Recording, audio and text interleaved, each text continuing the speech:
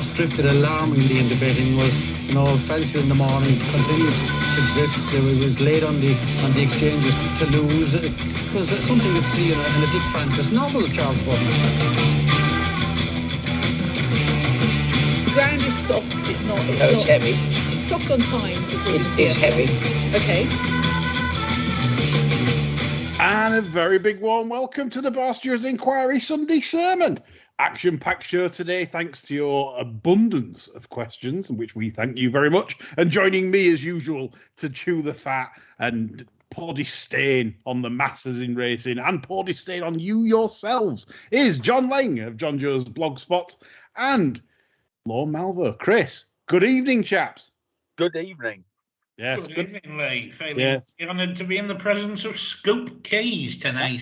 Yes, we've got the Barstewards exclusive to come, strategically placed somewhere in the show, so you have to listen to our ramblings for a little bit before you switch off. But yes, it is a good exclusive, and it's a positive one as well for you bettors. So stay tuned. Right, we'll get straight on with this fair for this evening, and we'll look at back at yesterday's. We've got to hurry up tonight because Chris, our beloved contributor, is off to see the animals in Southend. Yeah. Well, I think there's only two left. I think Alan Price and Eric Burden. I don't know whether Eric Burden's dead or not, but yeah, so we're going to see that shit tonight. But the House of the Rising Sun, John. Yeah. Oh dear.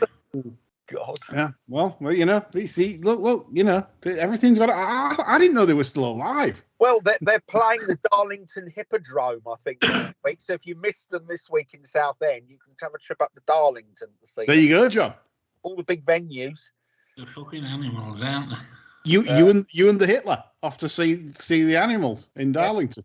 I don't think so. We couldn't make a Bob Log gig this time around, so we're not going to be chasing after the animals, am I? All right. Anyway, we'll go on to Saturday's review of the racing, and what better way to start off with one of our abundance of questions. Carl Swanson's been on. He said, "What did you make of Gina Andrews' ride on Get a Tonic?" That's also been mentioned by Golf Club as well.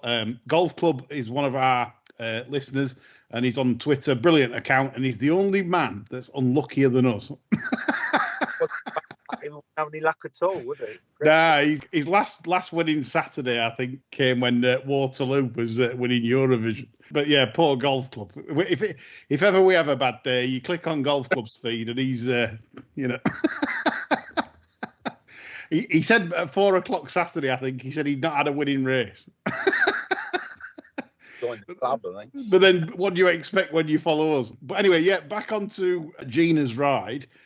Yes, I do agree that she probably could have won. In fact, all right, I will say would have won. But I think you have to be a little bit fair. I said Gina Andrews, Bridget Andrews. It's the questioner that thinks it's Gina. No, it's Bridget. But you have to say that the mare was hanging badly left throughout. In fact, when she was coming down the stand side, I think it was between the second last and last. It's as if she wanted to come down the stand, towards the stand side. The horse was just not letting it. She was sort of on one rein, and it was pulling her in behind the others. And I just think in the end, she just thought, well, I'm going to let this thing go left, because if I don't, it's not going where I want it to go. So she obviously let it do its own thing. And of course, it hung left onto the chase course, got beat half a length by Fonzarelli, and obviously was considered an unlucky loser. And I get that from punters, and it probably wasn't the best. But some problem is when you get like that, a horse like that just wanted to go left and big time, it would have taken some straightening with any jockey on board, I think. I think you're being quite charitable. I saw the race. I thought Eamon Andrews was on it at one point, actually.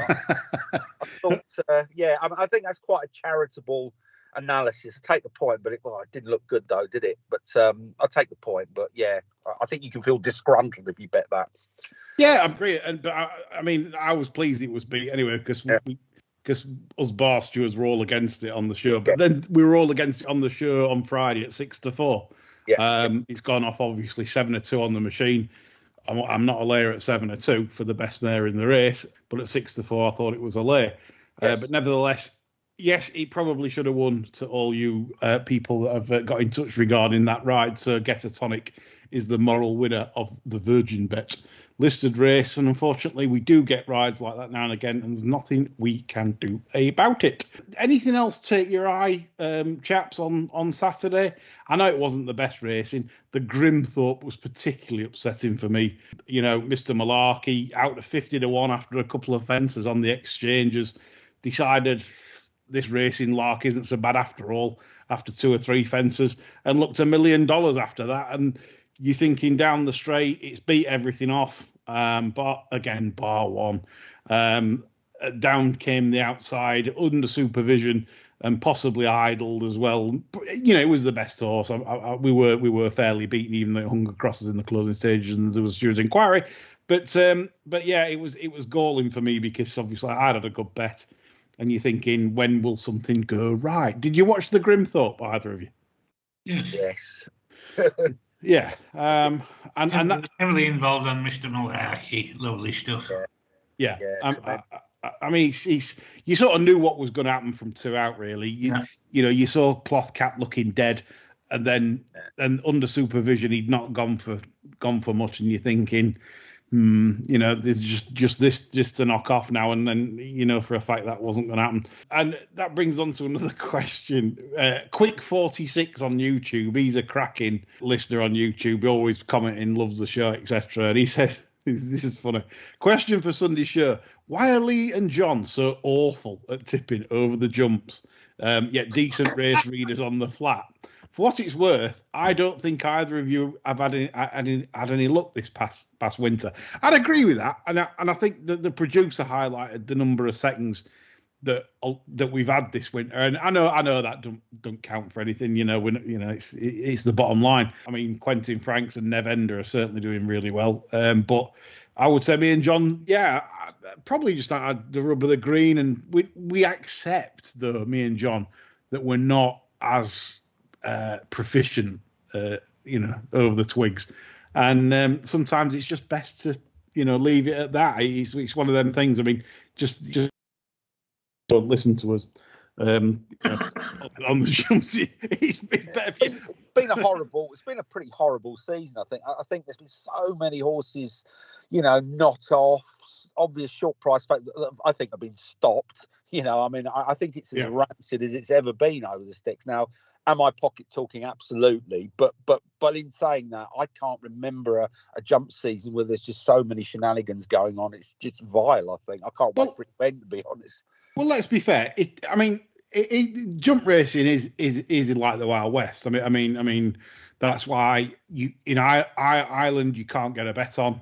A lot of Irish runners ship them over to Britain to get more money on, because there's more liquidity on the exchanges, and the limits on the bookie accounts are higher on British races. And I think that's where everything lets itself down, because I don't think I've known a winter with so many plots pulled. You know, and I'm not just going to single out certain people, but I will do. Alan Rogers, for example, the former Forest footballer, did the old double a couple of weeks ago at Musselburgh.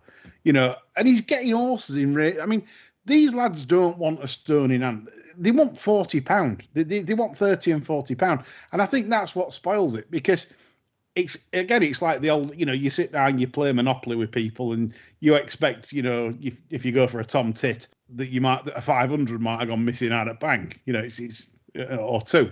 But, you know, these lads are taking all lot, and you're saying, where are all 500s gone, lads? And they've took the lot. and it's, you get that feeling with national hunt racing. Well, I do. I mean, you're forever trying to spot the bent plots and spot the, you know, right, you know, and you're trying to second guess, because you need a little bit of value. You know, got an SP at 5 to 4 when they've had sixes, and then of course that's when you get your fingers burnt, because you sometimes think, well, I'll have a little bit on this at 7 to 2 4s. It's obvious, it looks like it's off, and then all of a sudden it's out to 28s on the machine, and this is prevalent for much of the national hunt season, I've found anyway. Like you said, Chris, it's you kind of find that when you lose it. You find the game like that, and maybe that's to do with it sometimes.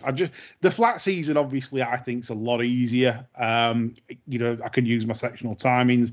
I know what usually is going to be the fastest horse in the race. I can work out tactics, and then it's down to a few things, probably bad luck, the odd stopped horse. But generally, I'd like to think every time I'm betting on the flat, I'm on the fastest horse at the right price. And with jump racing, I just don't get that feel. It's I'm afraid to say. What about you, John? I just can't get as intense about jump racing. I don't, fundamentally, I don't like it. Yeah. And I couldn't sit and watch a novice hurdle 5 or 6 times, whereas I can happily spend a night going through maiden races and watch them 8 times. I'm not as intense about it. I make no secret of it. No, obviously, like for the show's sake, obviously we do our best, and you know, it never is perfect. Like sometimes in the jump season that we can't line punters' pockets, but Nevender's been good, Quentin's been good. You know, that's there, but Quentin cheats because he just tips flat horses. So there we go. But we'll move on, and another question that's sort of related to what we've just been on about how difficult it is, from James, and he said, what's your view on the Skeltons? Can never seem to get them right. They seem to have lots of non-triers. Then you get surprises, e.g. King Adarjon, 9-2 to 12-1, and finishes the next second. Skelton Yard, you two. Any views? I can't even get them right which race they're going for. Well, I mean, for me, it's Skeltons are quite shrewd in that they'll have targets. They'll run them up light. They'll run them up short, fitness and things like that. I mean, to be fair, most shrewd trainers in the National Hunt game do have targets, and the Skeltons are no different. And I think I know where you're coming from, James. I think they are a difficult yard to get right. In fact, I would say that if a Skelton horse hasn't run for 3 or 4 months, for example, and I like it, I could never bet it in the morning.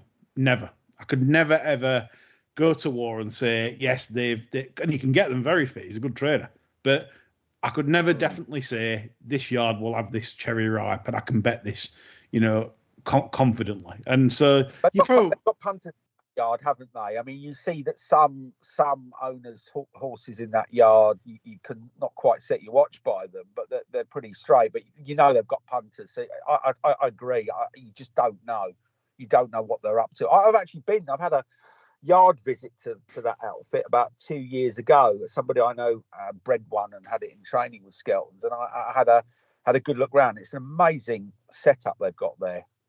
Absolutely incredible. I mean, you know, you could kick down in those stables quite happily. You know, they're very luxurious. But I sort of made the mistake of trying to sort of winkle out some information from an employee about a runner I had later, and Christ, you think I'd burnt down an orphanage. It was, you know, the atmosphere turned frosty immediately. So you know, I'm sure they're under orders to keep the mouth shut in there. You wouldn't get anything out of them, and I think that you know, they've got punters in there, and they run the horses accordingly. But fabulous outfit. I mean, the facilities there are astonishing. Yeah, good insight. So we'll move on from that. Unless John, obviously you've said that you don't really do the Skeltons very much. I didn't even like when they were show jumping. Old Mick Skelton, yeah. I couldn't guess them right, and I always wanted Harvey Smith to show it up them. So yeah, on Sony Television. Yeah, Harbour Master at Hickstead. Raymond Brooks Ward, remember him? Yeah, lovely. Anyway, just finishing off Saturday's review. It weren't much of one, but we did cover old Bridget on the 3 mile mares hurdle and the old Grimthorpe, and moaned at that. Paul Ambrose says, how did Western World go off at 10-1 Industry SP and 49 Betfair SP yesterday at Maidan? Well, 2 reasons. The Industry SPs at Maidan are shocking, to say the least. Obviously, look, drifters win. We know this. Drifter, it's how it is. Horses will underperform and reflect the market, and sometimes they don't. It literally is that simple. But yeah, that's kind of thing that everyone's playing the same game, Paul, working out if something's off. This looks fishy, etc., etc. You're not on your own. You'll be sat on the exchange sometimes, and you'll be thinking, well, I've got this a 6 chance or a 5 chance, and it's 18s to lumps. You know, what do you do? Stick or twist? That's the quandary that everyone finds themselves in when playing on the machine. We'll move on to our first subject, which is dolled off hurdles. And a couple of folk have messages on this. Adam Norman, Barstewards pundit, where do we stand on low sun regulations? Are we missing obstacles? Health and safety gone mad? Or well-being of horse and rider paramount? And Helen Sheridan also adds the less battle hurdle. Obviously, the feature race of the day, all the hurdles in the straight were omitted. Any solutions for punters who bet on a hurdle race as opposed to a semi-bumper? Presuming, of course, the Barstewards do not have power to control the sun. I mean, what are we saying on dolled off hurdles? Chris, I'll come to you first. Race them at night. That's the answer, isn't it? No sun there. I mean, this obviously the elderly people in this game will tell you this kind of thing didn't go off very often back in day 80s and 90s, where this would be a rare occurrence. And the only time they doll the fences off was when it was severely blinding. Now we're all sat at home. We're not in a position to say whether the sun is stopping view. Basically, what it seems now is if the sun's in the direction of the fences and low enough, even though you can, it seems to me jockeys have the ultimate power in saying we're not jumping them. And then what do the officials say if the jockeys say no, we're not jumping these? And obviously they're happy not to jump. Naturally you would be in a national hunt game where you can get injured as a jockey. You're happy not to jump. I think the balance has gone. I think where we used to sort of have common sense decisions, now we've got right. There's the sun there. It's pointing in the direction of these fences. It's okay, visible, it's fine, but there is a little bit of doubt. But it's that little bit of doubt now that we take on board and we just say, no, you're not jumping them. Is that a fair comment, chaps? Yeah, it is fair comment. We live in a world that's heavily regulated, and I suppose you might get a scenario where a jockey is blinded and is fatally injured, and then what have you got? So I suppose the world in which we live in always errs on the side of caution.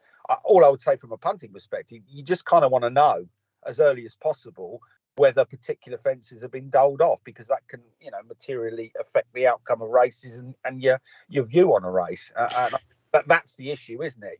As long as you're told from the outset, well, actually, we're only going to jump 4 of these 8 hurdles, then you need to know as soon as possible, really. That's my only criticism, I think. I agree. I think the punters here are really the bookmakers as well to a degree, because it depends what type of horse you've backed. I mean, there was an example at Doncaster recently where I'd backed one that literally does. It's purely jump spread. It's never going to be a flat horse as long as it lives. And so they dolled off I think it was 4 hurdles. Whatever was in the straight at Doncaster. And they jumped them twice. So it was 6 or 8 hurdles. I can't remember. But anyway, it was going to severely hamper my bet. Now, I'd already placed the bet. There's nothing I can do. The horse then once they announced once they put the dolls in the hurdles.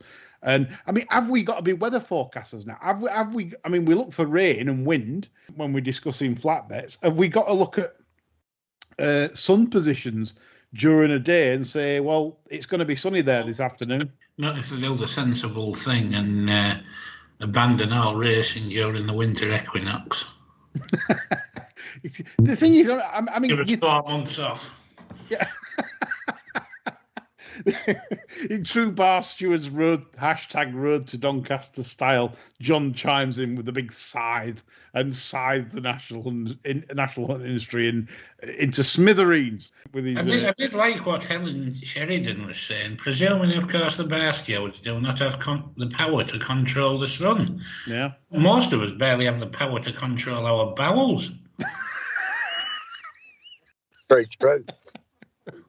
But on a serious note regarding the low sun situation, how many fallers or run-outs do we know about where they blame low sun? Because I can't think of any. you look through since. I mean, the thing is though, now I respect what like Chris says. Kind of different times, and there'll be some kind of jockey insurance that will say no. Well, we saw that day there was low sun, and you shouldn't have been jumping them. You've got injured. We ain't paid. Like, surely the debate should have been led by somebody who's on side with them jumping more fences, saying, well, how many accidents has there been? Because the sun hasn't got lower in the last 10 years. It's always been the same height. Yeah. I mean, this is it. I mean, how were we jumping them, like 20 years ago? Yeah. I mean, horses didn't have sunglasses on years ago. Images, time. Yeah. I mean, like I said, I never, growing up, you'd see it the odd time, you would. It depended, it's how bad it was. Usually it was like, well, Jesus, this is terrible. This is like right in their eyes. Yeah. But it just seems now, like if the sun just points in, obviously some tracks, that's how they configured. If the sun points in the direction of said fences, I don't know who does it, whether a jockey moans and says, oh, we're not jumping them.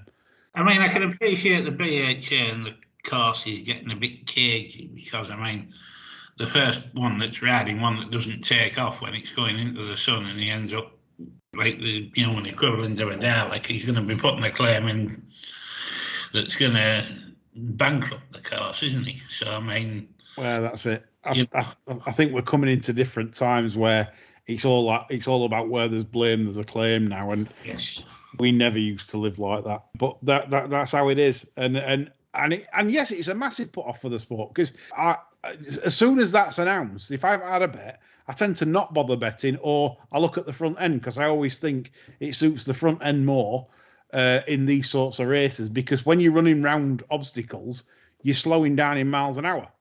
Because it's not like you've got like a clear path. You usually have to like swerve round, then do another swerve and another. Tight as well, isn't it? Yeah.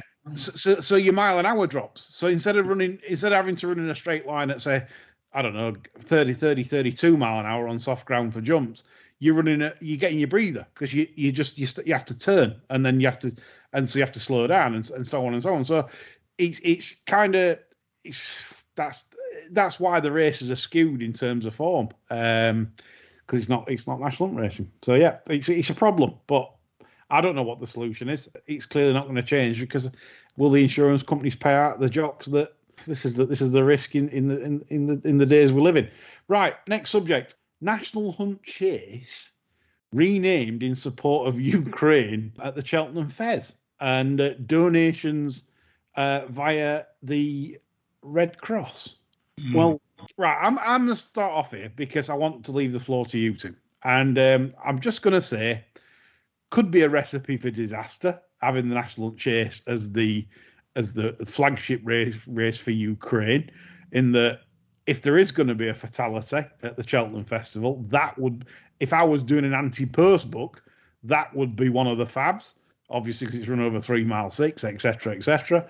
And you can imagine that kind of disaster on ITV News if that's what racing wants, because it wants more coverage. So it wants to go on ITV. And secondly, obviously, they're partnering with the Red Cross for donations, etc., which is, I'm not saying it's not a worthy cause. Of course, we know what's going on in the conflict. However, as when I donate to charity, I always check when I'm dealing with a charity, what's what. Only 72% of your money will go to the victims in Ukraine and the people of Ukraine, and 28% will go subsidising salaries, etc. 170,000 a year the CEO is on at the Red Cross.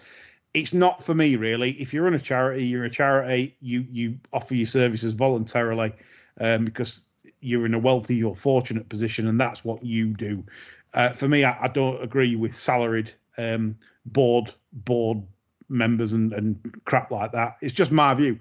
I think if you're going to donate, then you donate, and all that money that you donate goes to said cause. So I'm going to leave the floor to you two. Does this belong in racing? Is it the right race? What's your views? I think the race that they've picked, I echo your thoughts, Leader. I think they've picked a potential disaster. ITV are bound to big it up because they look to get a bit current, a bit political, a bit this, a bit that. And unfortunately, they could end up with a couple of dead horses on their hands after this, and cases to answer, because, again, the more high-profile you make races like this, the more you're at the whim of animal aid and the like. What the hell would have been wrong with the Ukraine champion hurdle this year? Get it done on the third race of the day, over and done with, and then just crack on with the festival. You're tagging the name on a high-profile race to raise awareness. Very unlikely anything will get killed. For Lyra Mix fans, apologies, of course. But, let's just keep it in perspective. Do it if you feel you must. I don't really say what benefit it's going to do, to be honest. If racing wants to be seen to be doing something, fair enough. Chris? Yeah, I mean, I'd say haven't the people of Ukraine suffered enough without that? Christ, honestly, I just think it's just smacks of tokenism, doesn't it? And I take your point about the percentage of donations that actually end up at the worthy cause. I just think I think it's a bad idea, to be honest with you. Not from. Well, I mean, the thing is, So I'm not going to try. I think you broke up there a bit, Chris. But yeah, I mean, the thing where I'm coming from is that I'm not so sure.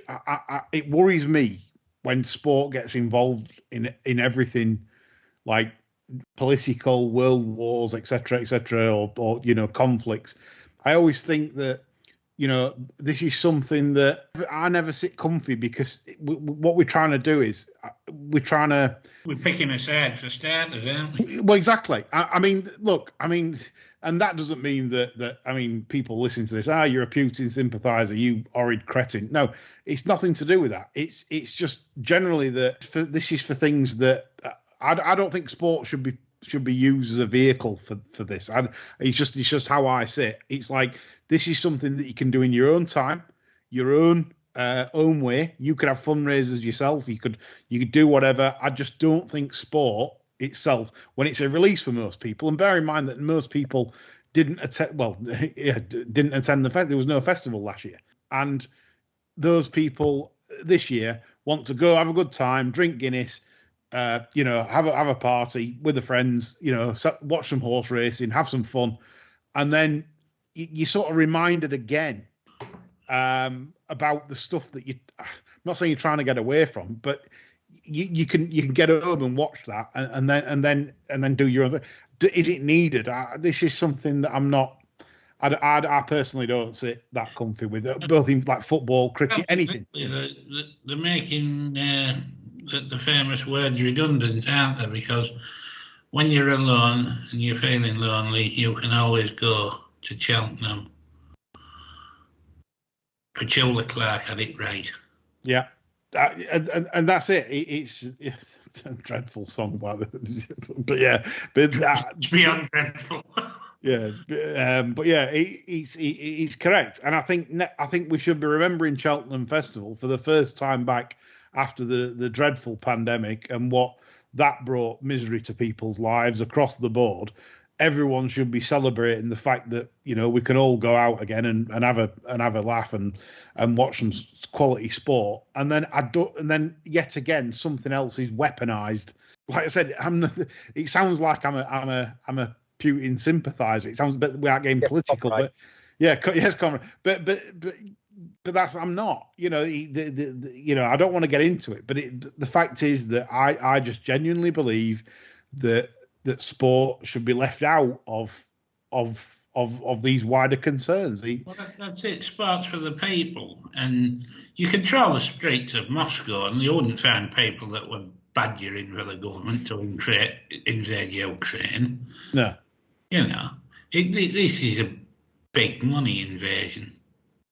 Yeah, it literally. I mean, that's my stance on it. That the people that will pay for this are poor people, and yes, I get that people want to support, but again, I don't think sport's the right mechanism to do this. I believe that it should be done in your own time, in your own way, and in your own. And if people want to help, they can do their own thing. I'm certain there's avenues you can go down to help the people of Ukraine with funds, clothes, whatever. The Polish people have done that. It doesn't. need a sports vehicle, and that's where I feel like what Chris said about tokenism. It's as if like, we've got to do something. Yeah, we're going to do something. But I mean, picking the national chase, like we've said, it's Jesus. Last thing you want then is a bloody fatality. If they want to do something constructive at the Cheltenham Festival, go around and take everybody fucking barber off them and send them to the Oak Train.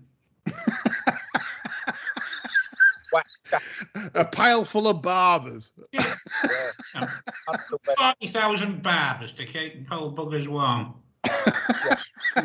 And a man in the charity CEO's pocket. And I'm going to leave the subject with that because John's nailed it with a funny. Yes, send barbers to Ukraine. Mustard corduroy trousers. Yeah, and Charlie Mann's cords. Years supply of cords from Charlie Mann that he's worn over the years in his training career. He must have got at least 1,000 pairs of brightly coloured trousers. Exactly. Anyway, we'll move on. Oh, I say we move on. The next topic is the Cheltenham 5-day meeting. It's ugly head. Popeye's been in the news again and said he supports a 5-day meeting, fanning the flames, possibly for Unibet, his sponsor. It is. And Andrew Woodman leads the way, and he said, this is for John, I think. He said, would Popeye's liver and kidneys withstand the 5th day he's calling for? If he gets the 5th day, I hope his liver and kidneys pack up. He was saying, he only means 2 extra races. Yeah, because they're going to trim the other days down, and the punters get it up the arse again. Pay for an extra day when it's, what's it going to be? Again, 75 quid or something? Yeah, club of the punters for another 75. Give them 2 extra races, they're fucking plebs. Doesn't matter. This is thing. I think of that when you're cheering a Nicky winner at the Fez, folks. He's a wanker. Yeah. Simon Alden's been on. He says, if Cheltenham were to announce a 5th day, should punters and racegoers unite to try and fight it? I really do feel that punters say enough anyway, but he never gets listened to by the BHA. Punters have forever said no to 5 days. And they'll spit it out to make sure there wasn't a boycott, though, won't they? They won't make it all shit races on the last day. You know what I mean? They'll make sure it's like the Gold Cup or something, on the extra day. Yeah. Just to make sure that somebody would break ranks and go anyway if there was most to boycott it. Yeah. They're not daft, because they know a lot of punters are daft enough to keep tipping up. We've seen what effects it has on the national hunt season in the modern day. Huntingdon had a race today. I had a bet in it and back to loser. 3 runners, 16,000 added for 3 runners. So there was like 8 to the winner. I think it was like probably five to the second and 2 to the third or something like that. So the third was getting $2,000 for turning up. And this is my point, that it's not that people say it's not, we're moaning about prizes. It's not the prize money. The British national hunt stock, forget the Irish, if they want their own Cheltenham, they may as well have it at Punchestown. Stay over there and do it. But it just seems to me like we just haven't got the stock. We haven't got the, and it proves that people are that obsessed with Cheltenham that we have targets for there. And I don't know. To me, how could it sustain a 5th day without watering down literally everything? It'd be dreadful. It'd be like Doncaster. It'd be like the St. Ledger meeting at Doncaster. We'll probably start with a maiden hurdle. Good one. Good one. Yeah, the same. Being terrible. 5 days of that. Yeah, it's like you say. It's commercialised. It's monetised, and Glorious Goodwood should be 3 days tops. Yeah, we've said it on Barstewards. We've commented like all last flat season and moaned about it and said, literally Goodwood you could trim down, Doncaster you can trim down. I think that's what makes like Ascot special. Obviously, that's why Ascot remains special, because it can sustain that. I don't think the Eber meeting suffered either for going 4 days. No, I mean, four's a max. I wouldn't go any more. No. Four. It's maxed out there. Yeah, that's absolutely tops. He's 4, but he just shows the way forward to make festivals special. Is to do exactly that. Is to make top class racing ultra competitive, and everyone enjoys it. And I just think, like someone said today on Twitter, the 3-day festival ship sailed. That'll never come back, and that's really sad, because the 3-day was so tremendous, where you got literally a quandary of like, oof, I mean, imagine if it was 3 days, all this 2.5 Brown Advisory chase, and the 2.5 mile and 3 mile chases. You'd have Brave Man's Game. You'd have the Irish Gallop des Champs. You'd have such a Bob Ollinger, all taking each other on, and I think that's where we've just watered it all down, and it's really rubbish. It's a bit like watching a boxing card, and all the best boxers are fighting mandatory challengers and not each other. That's the feeling I get watching Cheltenham sometimes now. It's like, well, and then all people say, well, what if Brave Man's Game wins and say Gallop des Champs wins? Then people bill up Brave Man's Game versus Gallop des Champs. Well, that's when they should have been meeting at Cheltenham. Really, if we'd been back at the 3-day festival, you'd have been enjoying watching Dracula turn himself inside out, over which now he's chased to stick Bob Ollinger in, wouldn't you? I mean, my God, he'd have the prayer mat out. Yeah, it's definitely a problem, and I would dread the day that happens. But then it's jump racing to it. See, just to finish this subject off before we release the Barstewards exclusive, John Nolan's been on. If Vladimir Putin was a trainer, would he run Langer down in the Martin Pipe or Coral Cup? Ha! Well, he's coming across as enough of a bastard to swerve the festival and lay the arse out for the Cesarewitz just to make sure I don't cop on me saver as well. Yeah, I mean, God knows, he'd probably fail dismally in the Coral Cup, given the fact I've had a bit on. So yeah, Langer down. I mean, it's you can see he's well handicapped. And if you haven't listened to our Cheltenham show, do so. Declan Carroll, he was a star on our Cheltenham handicap show. That'd be on YouTube and SoundCloud if you want to catch up with that. And he's made a funny. He said basically a mare's only handicap bumper could be the star attraction of the. You see what I mean? We're getting silly now, and I think that sums the whole Cheltenham 5-day thing up. Boxing Man says, why does Willie Mullins constantly take the piss with punters and Cheltenham Festival targets? They obviously know where Sir Gerhard and Dysart Diamond are going to run, etc., but never seem to announce it and let punters know. It seems to be exchanges, etc., that find out. Yeah, I get the problems, but again, this is where if you have more Cheltenham races, you're going to have even more problems, because you'll have horses entered for 3 and 4 races instead of 2 races. So it's just a farce, absolute farce. But money goes to money, and money will decide, I am sure. Right, Barstewards exclusive time, chaps. Ding dong.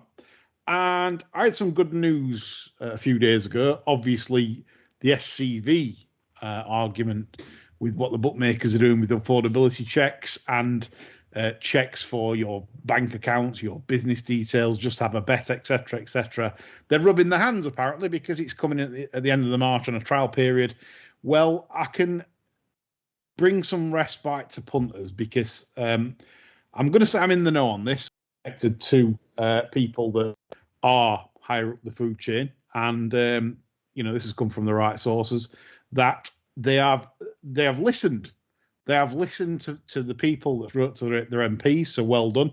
They have listened to the people that have wrote articles on Twitter, like the Barstewards, like myself. Lots of people making noises on this, and it's brought it to MPs' attention. And this has actually worked, because I can announce that the SCV, I've heard from a very good source, like I said, that it's all sources, but we've been right so far. Got right on Carlton Palmer joining Michael Owen. There's been a good few exclusives, and I can tell you now, the SCV is off the table for skilled punters.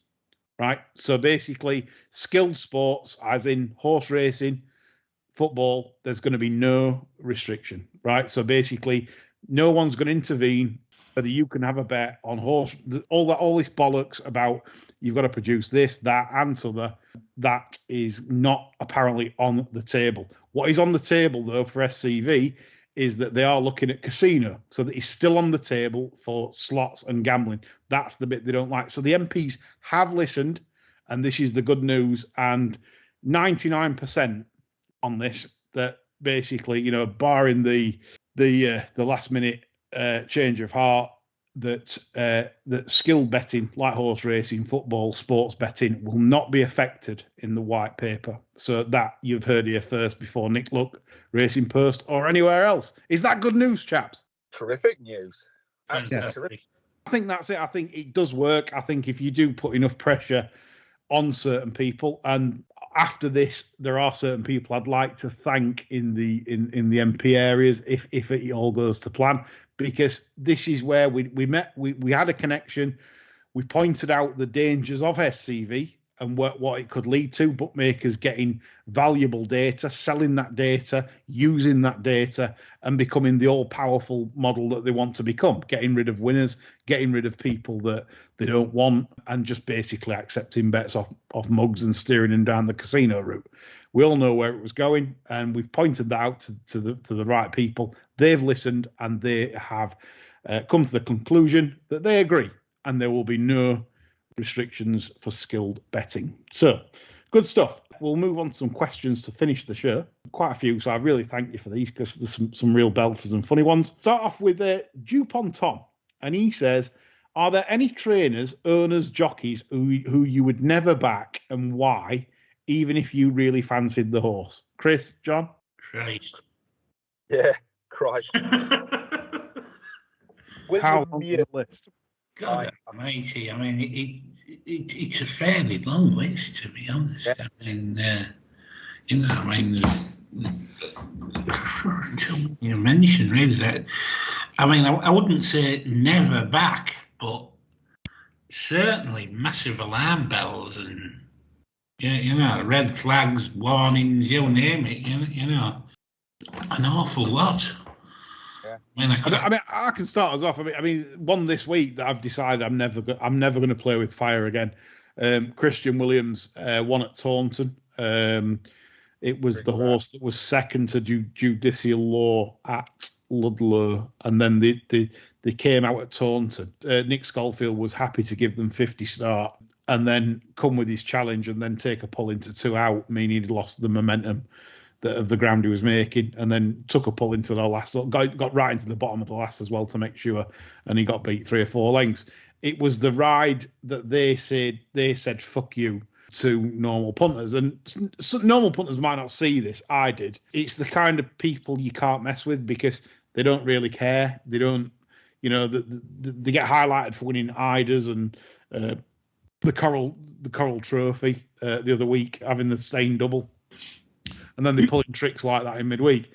It's a sad fact of life. That's how it is. And there are certain owners, trainers, that you've just got to realise that if you take their price, Julian Wilson, who's no longer with us, the former BBC pundit, was famous for saying in a Racing Post letter to the Sporting Life, to get them blocked. Yes, and he says, I don't blame owners for blocking them. And that's what you're dealing with. That's racing. So if you understand that, don't be surprised at anything. If you take their price, it's 20 grand a year per horse if they're in training, you know, in fees. You know, if you take their price on D-Day, then be prepared. Be prepared for you know, a run round the back. That's how it is. I'd say the 2 highest profile ones I'm really wary of would be probably Carl Burke and Charlie Hills. Yeah, I agree with that, and I'd add Bull that as well. I can't get his right at all. So many of his fancied horses just run terrible, just unfathomable to me. But yeah, Charlie Hills in particular, shocker. Yeah, dreadful trainer. Yeah. Right, move on to Who Cares, who says, any apprentice to look out for this coming flat season, John? Well, there's that Irish lass that I was back in a few times last year. I've forgotten her name. Siobhan Routledge. That's the girl. Yeah. Very taggy. Sure to go on and make a name for herself, I would have thought. Especially in the light of the Rachel Blackmore heroics, our darling Shauna Sharp. Mine was Christian Howarth, but I've heard on the grapevine that there's one or two attitude issues there. So I'd be a bit wet. We like attitude. Yeah, it's I don't know if it's positive though. I'm not going to go into it on here, but it's the lad's all right, but yeah, it's I've heard a few bad things. So yeah, we don't like robots. Well, that's it. No, I agree, John. Like Wallace, the best jockeys sometimes are not the ones that say yes and please and thank you, and that's. Absolutely. I agree. So Christian Howarth, then, talent-wise, Christian Howarth's got really good balance, and I think that he's going to ride a lot of winners this summer if things stay on the apple cart. Michael Toms was moaning about the racing blogger. He says he's blocked him. Not on that. He's blocked me, obviously. He said. So should he set up a load of troll accounts and annoy him? Yes. He says, B, ask him nicely what the fuck is the story with the sunglasses. Yes. You're not fucking Bono. Or C, let it be and let all the clowns follow his tips. Just do their conkers with his bosses. All three, really. Anything but let it be, really, isn't it? Yeah. You've got to have a chance to aggravate the annoying little twat, do it. Yeah, absolutely. Old blogger blocking, and that Adam Norman mentions how many Twitter accounts that us three have got. How many Twitter accounts you got, Chris? Just this one. Just the one. No ghost accounts or anything. John's had about 14. He's got about 3. I think I've got 3. He's got 3 left. That's what he means. Yeah. Maximum allowed. Obviously, me 3, and Adam's spread were 5.6 to 5.9, an accurate spread. Well, no, 1 under 7 between 3 of us, 6 between me and John. Obviously, system bet Barstewards, and you don't want to follow my main account because it'll upset you. Yes. So leave that one out. Anyway, we go on to the next question from Mike Owen, and he comes on to the Racing Post. He says it's going up in price again before Cheltenham. Yeah. What does the panel think? Do you think the paper represents A, value for money, or B, the punter's interest, John? Neither. Well, now you can't wrap fish and chips up in newspaper. There's not much resale value, is there at all? How much is it now? I haven't bought it in yonks. Do you know? I don't know because I've only got an online subscription, and I don't even know what that is. About 40 quid. I don't know what I'm paying for it, to be honest. Yeah, I just, and do you know what? Do you know what's quite sad? Obviously, you get the digital newspaper chucked in on the top membership package, whatever that is, and I never read it. I never read the digital version, which is really sad. It's just a lot of smoke blowing, isn't it? That's the problem. If you thought they were going to make something pertinent and interesting, you probably would. Well, I think Lee Mottershead's improving through time. He's becoming very readable. I don't always get flagged up though, them articles anyway, don't they? You're not going to miss them. Well, that's it. Yeah, it's but I do believe there's a real lack of quality writers these days. I think it's quite sad to see. A lot of smoke blowing, a lot of smoke blowing articles, but not the real cutting edge stuff. The things that like Alistair Down used to write, Clement Freud. There was some real quality stuff, reading stuff, but now it's I'm afraid it's very, very mediocre, and no, it's not just justified with the value for money. Mike Owen, final question to end the show, and we thank you for all the questions because you've kept us really busy this week. Macadori, I like this one. Should socks be made compulsory for all men at race courses? Surely this is a BHA priority. Yes, they always check for ties at these big meetings and let them in barefooted, John and Chris. Yeah. My socks and my ties are the only things that still fucking fit. Yeah. That's quality.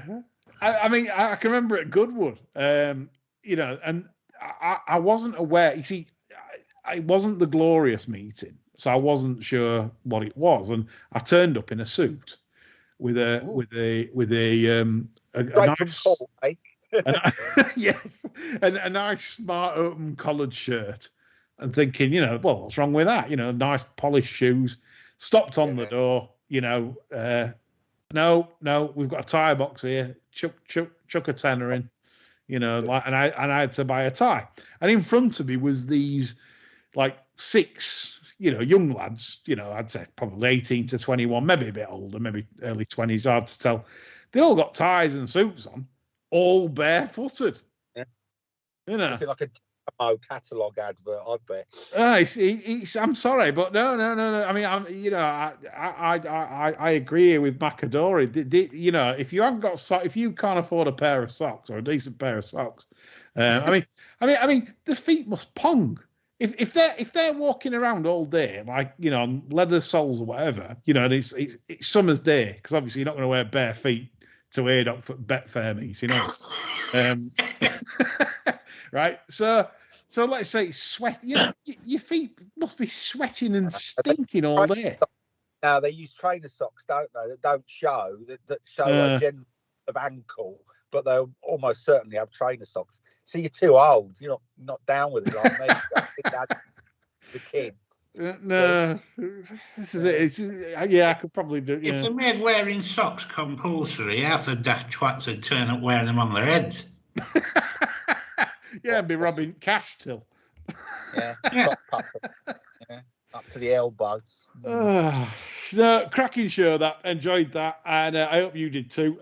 Myself and John will be back on Friday. We did have a lot of Cheltenham questions this week, and I don't want you to be sort of put off that I didn't answer any Cheltenham tips, etc., etc. Well, we're going to do a Cheltenham sermon next week, so stand by for arrangements for that and who's going to be on it, etc., etc. But we're going to be obviously previewing the Cheltenham Festival, and obviously me and John are planning to do a daily Cheltenham Fez cast after racing, all fun and piss taking.